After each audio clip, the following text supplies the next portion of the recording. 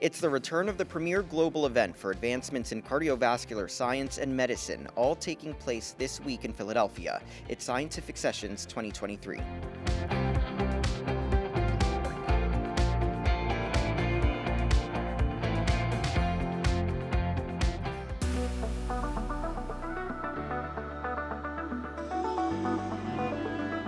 Welcome into AHA TV. I'm your host, Arnold Davik. We're all back together for this year's Scientific Sessions, where you'll find the highest tier of scientific discovery and practice-changing educational content.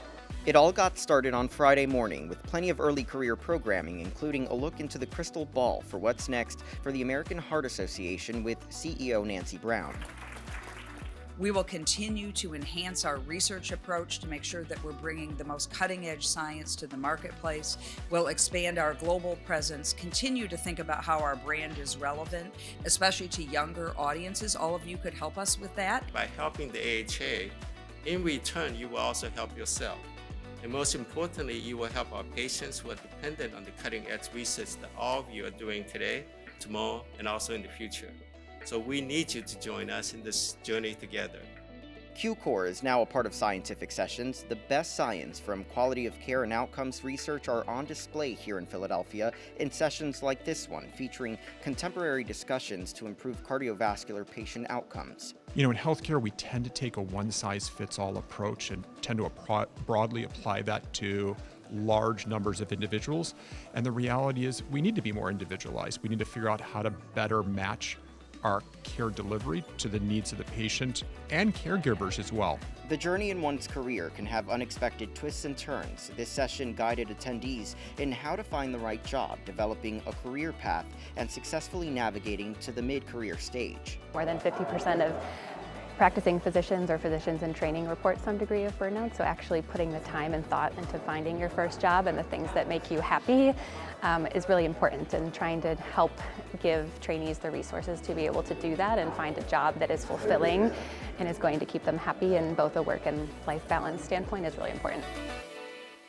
The American Heart Association is the trusted resource for healthcare organizations. We bring together gold standard science with disruptive technology to help improve patient outcomes, reduce readmissions, ensure health equity, address disparities in care, and contain costs.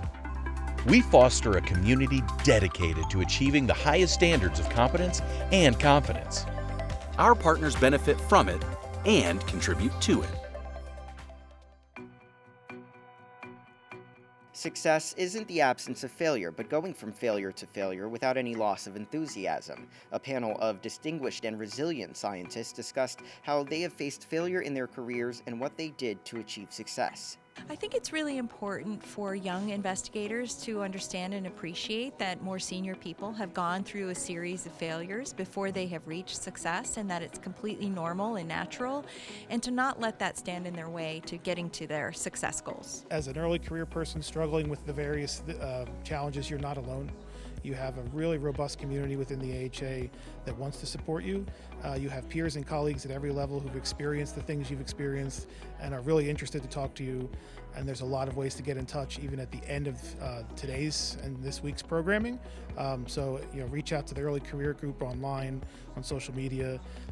We've all been there, and we really like giving back to the next stage. So get in touch with us.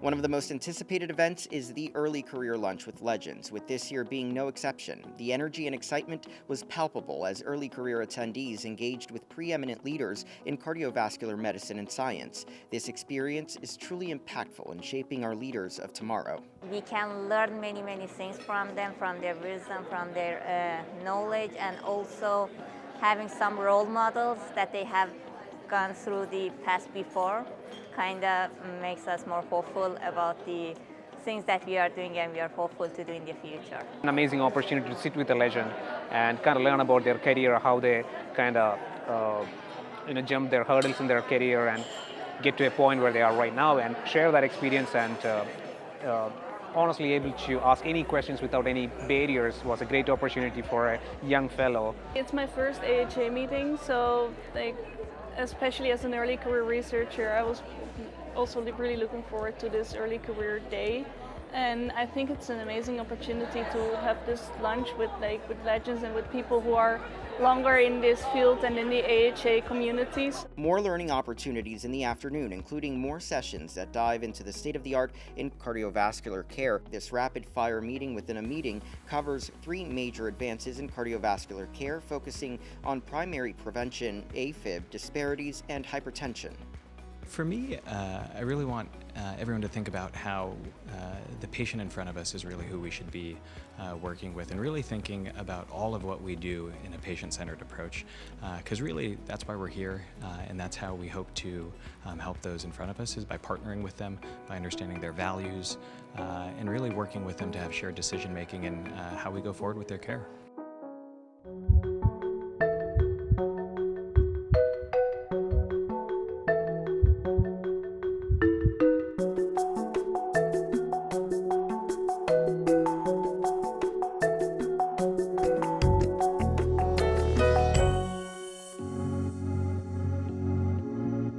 Another pre-conference education opportunity included the Heart and Kidney Symposium. This session focuses on the intersection between nephrology, critical care cardiology, and heart failure to educate the audience about the nuances of kidney care therapies in the critically ill patient in the cardiac intensive care unit. The role of the kidneys in cardiovascular health, whether it is in the form of chronic kidney disease or risk factors for kidney disease, acute kidney injury, from the less sick individuals to the sickest of individuals, kidney function is such a big determinant of outcomes, and it goes hand in hand with cardiovascular disease.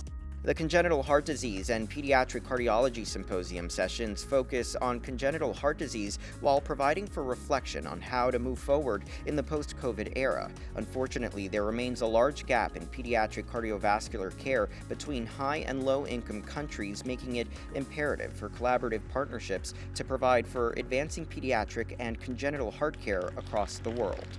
Pediatric cardiology is a small world, so we're here together so we could actually discuss about how we adjusted all the healthcare systems. I come from Europe and I'm interested about how it works in the States. Maybe we could collaborate together.